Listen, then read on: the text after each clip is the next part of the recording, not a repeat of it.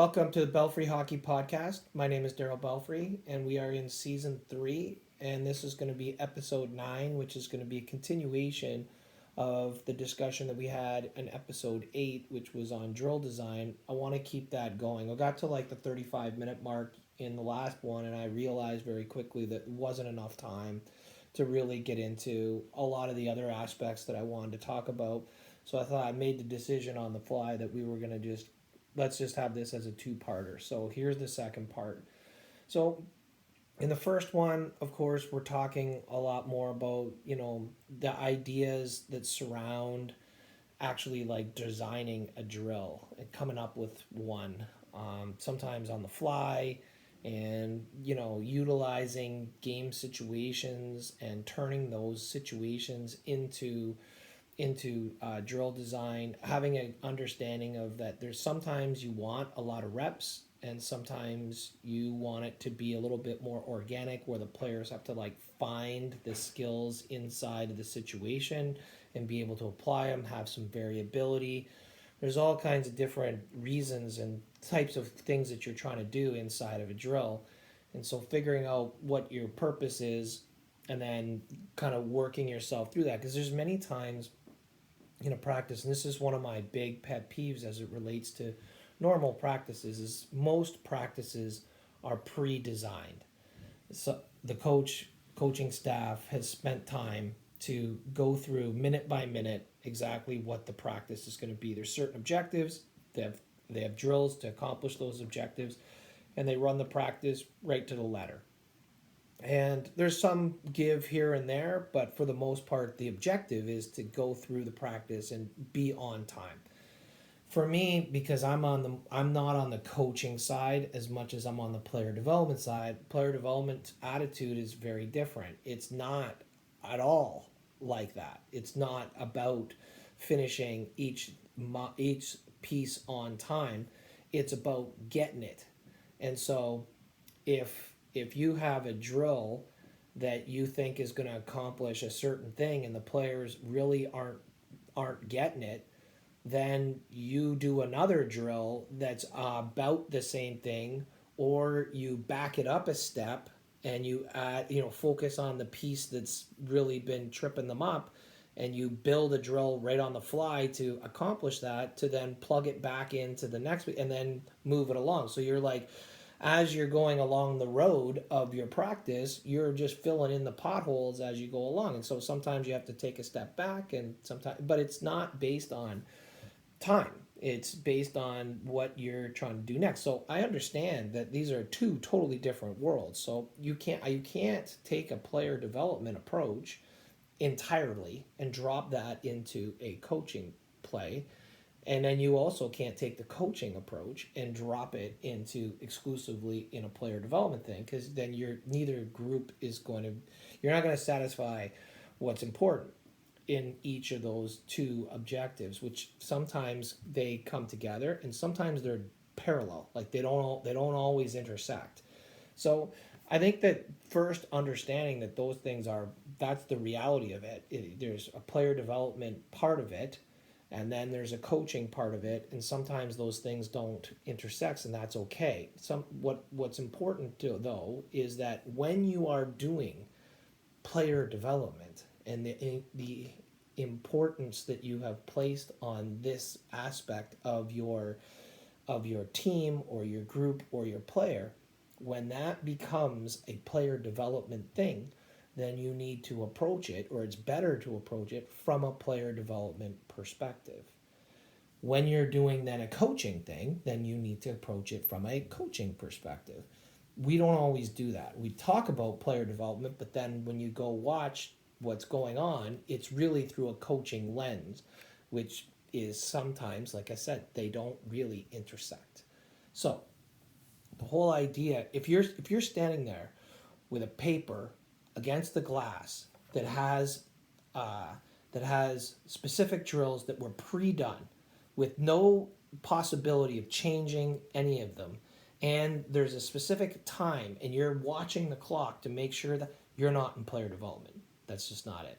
That's not how player development. But if you're going out there and you're going to start a drill, and then you're going to add a little bit, then you're going to take 2 steps forward, you're going to take a step back, you're going to add a piece over here, you're going to add a piece over there, then all of a sudden the 45 minutes or an hour is over. That's player development. 2 separate things. So I think that's important to really understand that they are 2 separate kind of entities. And I'm coming at it, when I talk about drill design, I'm coming at it from a player development perspective, largely. Now, the other thing that's really important in my drill design, and it really has helped me over the years, has been trying to have my philosophy towards the player's development and my attitude towards their development be prevalent and be clear inside of the drills and the way in which the practice is going, how the feel of it, the pace of it, the energy that I'm bringing, the energy I'm expecting back, the way in which I'm building this whole thing, the amount of failure that I'm willing to put in there, all of those pieces are really important to be related to the philosophy of the way in which I want this player to develop. And then if it's a group or a team, the philosophy of the team then becomes really important. The style of play and the type of way in which they want these players to play, and the where they are in their season, and that is really important as it relates to drill design. And I think we sometimes miss that, and I think it's a major part of it. And one of the pet peeves I have is I would be, you're everybody's been in this situation. So you've run a practice, or you've been part of a player development training session. You come off the ice and you're sitting there with your fellow coaches or your fellow skill instructors, and you're going to debrief the practice or the development session. You say, hey, how did the practice go? And well, like they didn't have it today. The energy was low, or whatever. They weren't all that crisp. It took a while for them to get into it. Like all these statements like that. There's many of them. Like I could go out. You can rattle off, and I'm sure everyone who's ever done it and been in these situations, know exactly what I'm talking about. It happens like every practice. And my attitude always is that there is a certain level of responsibility that the coach or skill development instructor has as it relates to the way in which that practice or skill development session is going to go.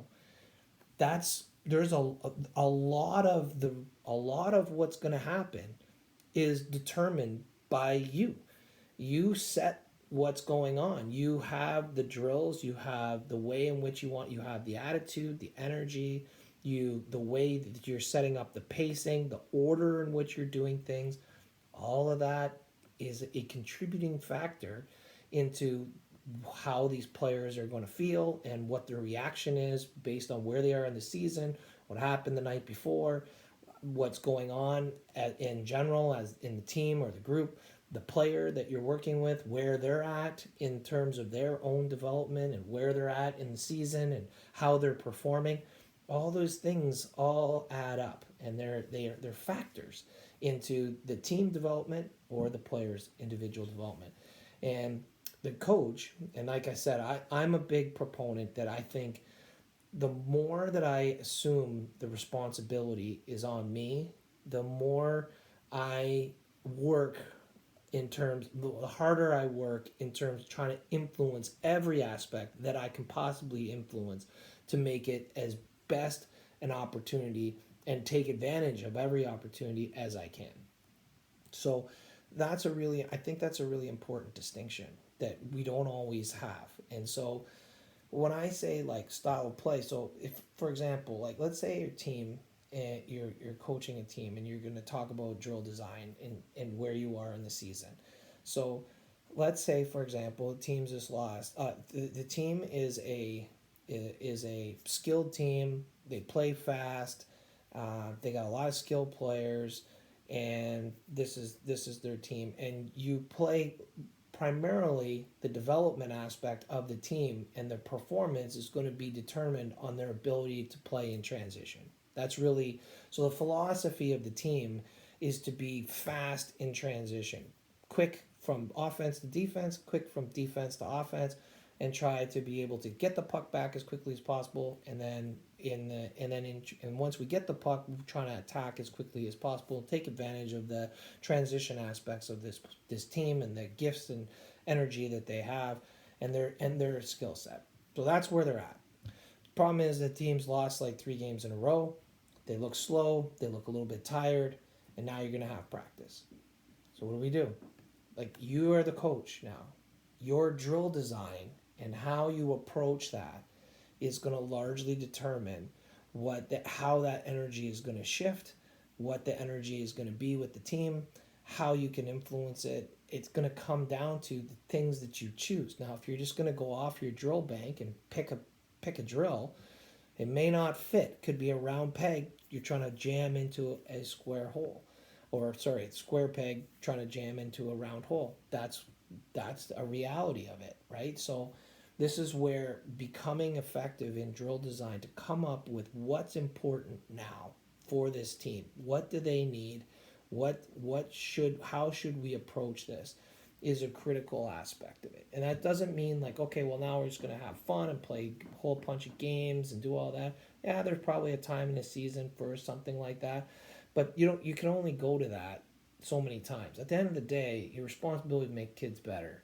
And so you got to find a way to do that and not wasting too many practices with players with low energy. They're not feeling good about themselves. And then your practice design, it just doesn't fit what's important now. And then now it's a missed opportunity. You just can't turn the ship. So that's where I like, and it's the same in individual player development too. Like when you go with a player, depending on where they're at, like this could be a kid who's a scorer, scored his whole life, and now he's gone 15 games without scoring a goal. He's in his head.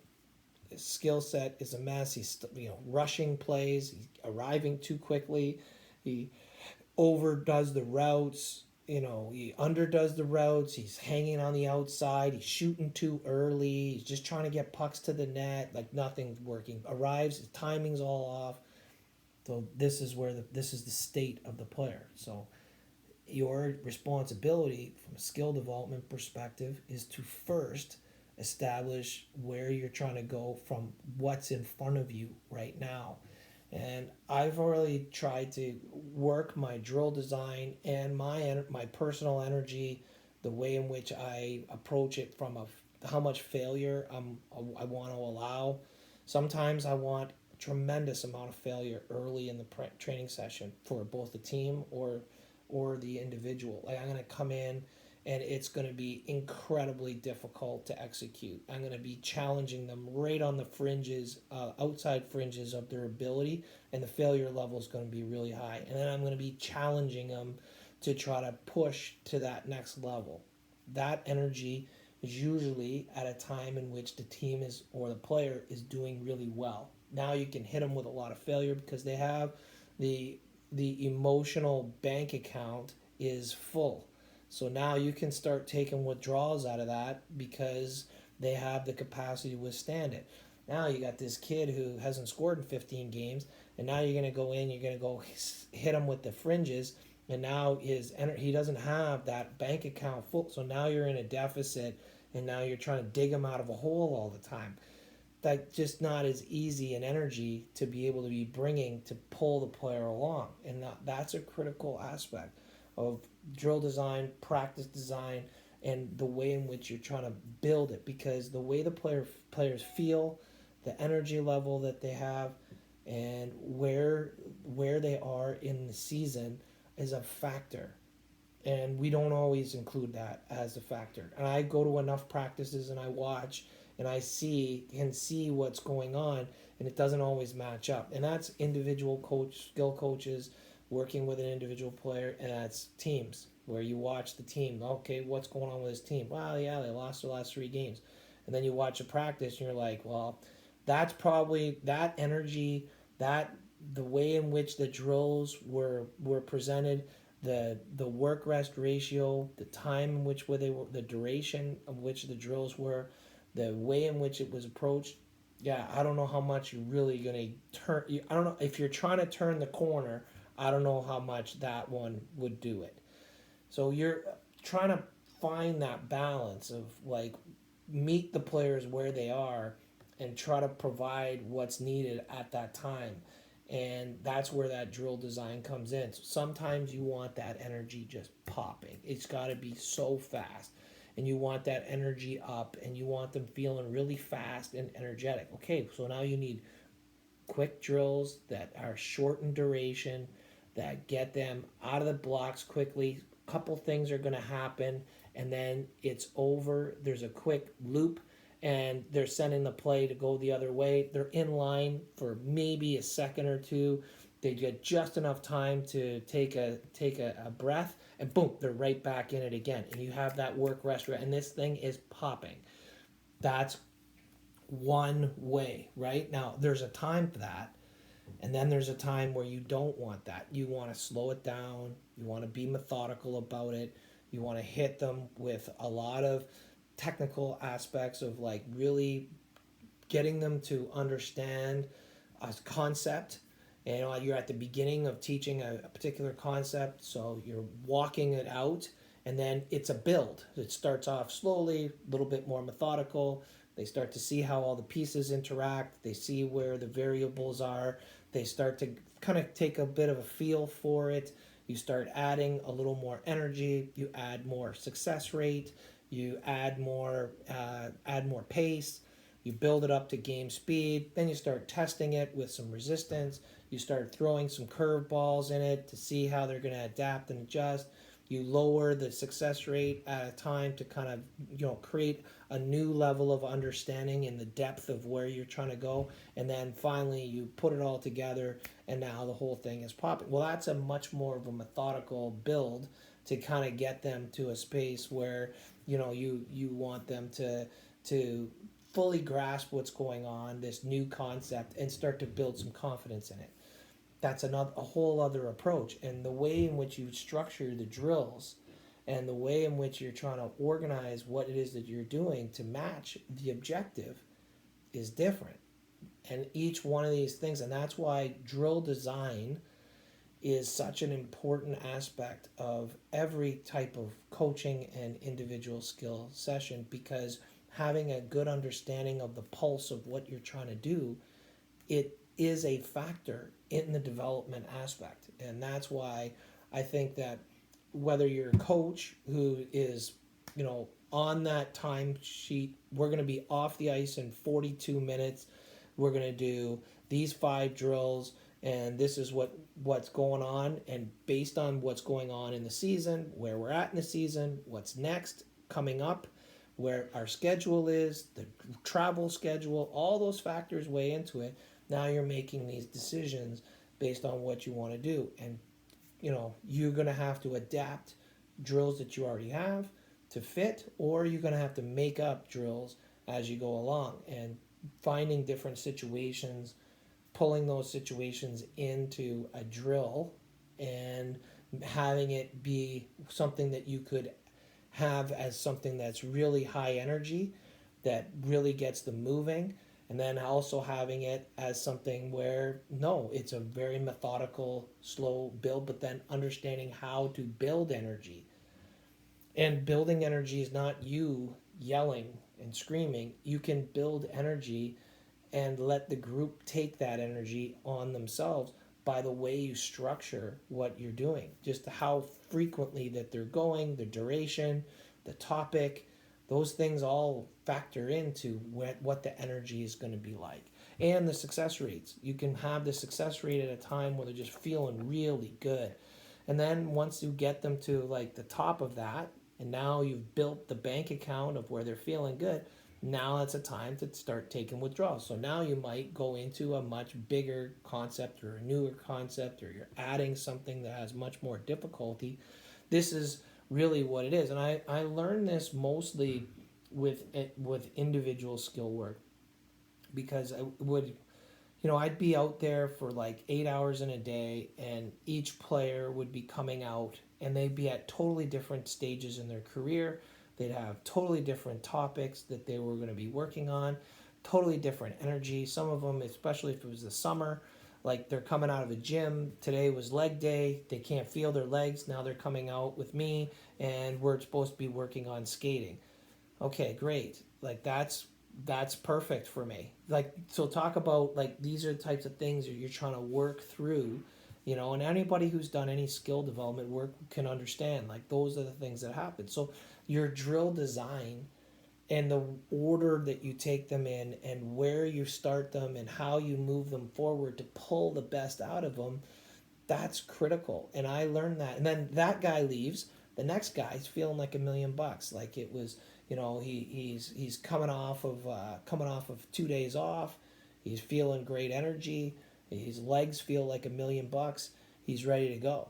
And that's a whole other thing. That guy, then I'm going to hit him with maybe two that make him feel great, and then I'm going right into the failure. I'm going to pick a topic that's designed to really push him into another level, and we're going to be working through it because his energy is at a level which he can withstand it.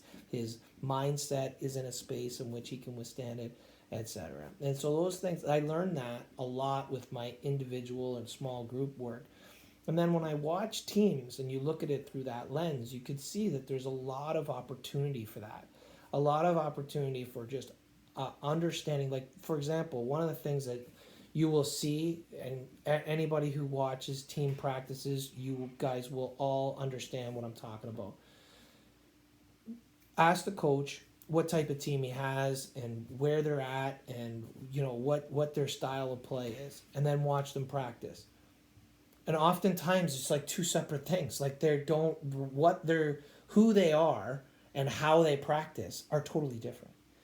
It's like, it's a total, and it's just not understanding how to put drill design together, that everything that they're doing goes right into their style of play and right into their assets and starts building it. And then there's times where you're like, okay, like, build that and then show them, like, other ways so you can play against different teams, like, who might play you a certain way, and take those assets and start to try to find ways to neutralize them. Can you play another way? Can you find a way to impose your will? Like, what are these types of things? Can you play from behind? And watching how a coach might take this team that's flying high. They won 6 of their last 7 games. Power play is through the roof. Goaltending has been great. Everybody's playing really well from their perspective. This is a team that's ready to go. Their style of play is where they play so well off the rush. They just kill you off the rush. But that's a team that they can just fall in love with the rush game. And then all of a sudden, now you get to the playoffs or you play against a really good team, they're going to take that away. Like, you're not getting 2-on-1s. You're not going to get 3-on-2s. You're going to play 3 versus 4 in the neutral zone. You're going to play 3 versus 5. You're gonna have to trudge through the mud here, and this is not going to be playing fast. So in order to win this game, you're going to have to find a way to play in the offensive zone. So that's what I mean about, can you find the assets of the offensive zone in this team, and maybe that's the way you create some adversity for them, but it's done in a way that helps build their game, builds their style of play. These are the aspects, I think, of drill design that we don't talk about enough, because, like I said, like, for me, when I first started, like, drill design was all about the drill. It was the technical aspects of taking this drill. A lot of times, like, when you first start, you're basically stealing drills. You're trying to just grab drills that make sense to you, and you're trying to fit them in and make them work, basically, is what you're doing. And you're sweating it out. Every time you run a drill, you're like, oh my God, please make this happen. Please make it work. Find a way that these kids might get it. I mean, I've been there. Then you start to learn how to, like, adapt drills to kind of fit an age group. So this is a drill that maybe you saw work really well with a Bantam team, but then you're coaching with, you're going to be out with a Squirt or Atom team. Now you're like, okay, well, like, how am I going to make that work? And so you try to adapt it. And then you start to learn how to do drills in progression. So instead of doing one drill for 15 minutes, you do 3 drills for 5 minutes to kind of build it, to get it where you want to go. And those are important, critical aspects of the first part of learning drills. And then you start to get to a point where you can make your own drills, make your own games. You can come up with ideas. Now you're in a hold up. Now you're figuring out, okay, loops and continues. How fast do I want this to be? How much energy do I want expended? Like, we want to work these kids today, okay, and they need a lot of work. Okay, well, that's now we're talking second pucks, and we're talking, longer sequences, and it might be very competitive, and we're gonna leave them in longer sequences to really drip that energy out of them and really test them from a physicality perspective. That's one thing. Then there's other times you don't want to do that. You're not looking to zap their energy. If anything, you're trying to add energy. So that's a whole different thing. And that's why being able to understand, how do I put these things together, and how do I set the order, and what are my kids like too? Like, what's the leadership group like with your team, and how can we leverage that, and the peer teaching that we've talked about before. Like, these are all critical components to what it is that you're trying to do. So I don't think that can get lost in what you're doing. And I think that that's a really important part when you're taking a look at a drill and a game, and how you built your progression to get to that game. Will they still have energy? So one of the things, as you know, I'm a real progression guy. I love to do things in 3 to 5 drill sequences to get to where I want to go. I want to get all the reps in. I want to get some variability going. I want them to feel the way I want them to move. I want to get the spacing down. I want them to see how they can impose or create manipulatives. I want to build all these aspects into what it is that I'm working on. And then we're going to turn it live. Ultimately, I'll turn it live, and the way in which I turn it live will bend it. I'll bend the rules of how I want to, set up the game or the competitive aspect to make sure that I'm pulling these aspects out. So when you get into that progression, sometimes I was so ambitious in my progression, I would get to the game, and I got kids on one knee, like they're dying, because I mismanaged their energy, because I didn't realize that I was in this progression. I'm like, okay, I'm going to go here, going to go there, going to go here. Once we get here, now I want to play. I get to that time which we want to play, and they're exhausted. Like, I wore them out. I didn't manage the energy properly, and that's another aspect. Like, if you're like me and you really like these progressions, well, then the order in which you do things and the duration of the actual drill, the intensity of the drill, that starts to matter. It makes sense, because that's what's going to lead them in. And then when you get to that kind of main aspect that you're trying to test them, that you've left enough energy in the tank that they can perform at a high level. And that's when you want the success rate to get going. You've already kind of challenged them in different ways, and that's why, for me, I've done this whole, like, take 2 steps forward to take a step back to then take 2 more steps forward kind of approach. I do that a lot. And a lot of times when I take the step back, that's also a time in which I extend out the drill duration and slow it down at different times to try to find a way to build that energy. Because I don't like to have too many, like, long breaks. Like I said, I have a hard time giving a team water break. I'd rather just, hey, when get water, go get it on your own. Like, I don't know when you're thirsty. I have, like, this. I'm only out here for an hour, or I'm only out here for however long. Like, we got stuff to do.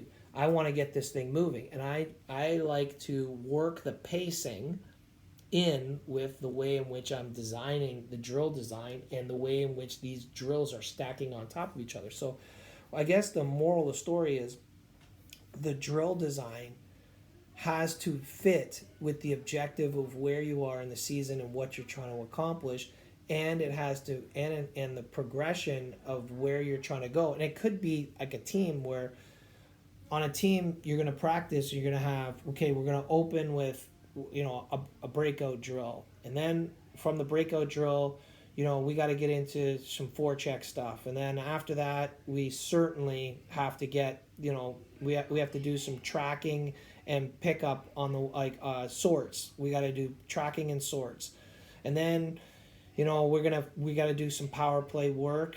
Let's do that, and then maybe we'll do a split, and then you have some kind of maybe a 5-on-5 type of deal. These are the things that you're doing. So you've hit like 5 or 6 different topics. So it's hard to do like a true skill progression through that. So when you're thinking about it like that, well, again, it's the skill progression might not be a straight line where it's a very natural, logical progression that you're moving along. But from an energy perspective, you certainly can have this thing have a peaks and valleys, and you pull them down to manage their energy so that at the time in which it's important to you, you've left enough in the tank. And you've created enough failure in the practice, you've created some problems that they had to figure out and overcome, and then you've challenged them in different ways. And then sometimes you are trying to deplete them, and you want them to be tired at a time in which, and then now you're trying to do something that requires them to have to perform under physical duress. So you've purposely pulled at the fitness level to stress it, so that then at the crux of what you're really trying to do, you want them to execute high levels of execution under that physical strain. Fair enough. There's a way to build that, and that's part of that drill design. So I just wanted, I knew that over the course of that first one, I was getting down the track, and I was like, should I just hit these things that I want to talk about, or should I just finish these thoughts and then move on to this stuff in a separate one? And I decided to do a separate one because I just didn't want to rush it, because I think that these concepts are important to just think about. And whether you're in a coach, which has a whole, that's a different animal, and depending on how many times you practice twice a week, that's different than practicing every day. There's a whole, those are different factors that weigh into that, and that factors into your drill design and some of the things you want to do. So like if I know I'm practicing every day, for example, and I have a certain way in which I'm trying to build this team at different times, I probably broke the season down into quarters. There's a certain period of time I'm trying to focus on this, and I want to get that done, and then the next quarter I'm trying to do that. And then I'm going to take those two things, see where we're at in the season, and then I'm going to make a choice whether we're going to go this way or whether we're going to go that way. And then before we get to the playoffs, I want to be kind of at this level. So you have this plan of loosely, depending on how the group progresses, that you're trying to move. You're trying to move this group along.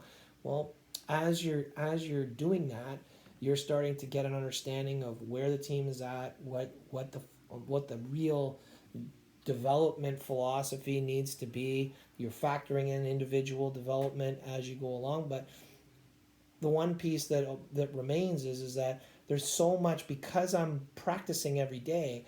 I could take a drill and I could start adding layers to it. So like I started in September, and it has like these 3 or 4 elements in it, and then from there, I'm going to add pieces. I'm going to create other. So it's one drill, but over the course of the season, it's going to have 4 or 5, 6 different phases or variations or iterations that it will go through over the course of the season. So that drill is progressing through the season. And you might have 5, 6, 10, 15 of those, or games that you might have. They start out as one thing, and then you add other layers, and depending on what you're working on, you find a way to add those layers in. And again, this game starts getting more and more and more complex as you go along, and with adding all these pieces along, that's reflective of where you want to be in your season. And I don't know that there's enough of that discussion that goes on And so that's why I wanted to put it here. And if you are one that this is right up your alley and you guys are already doing this, then great. And if you're someone like me that it took a long time for me to kind of figure out these things, and it started to get these like little awakenings, and then once I saw it or I heard it, then now I would start to go watch, and I would go watch practices, and I'd be like, okay, I see. And then I can see where it was falling short, or where the coach kind of, I felt like he was on the right track. So that was always my approach. And so for those of you that are here looking for some of those ideas, now you can kind of go out, gauge your own practice, but then watch others, and you'll see a lot of these pieces either be very good for what you're doing and what you're looking for, and also times in which it falls short, which both of those are really good pieces of information, help you move your own situation along.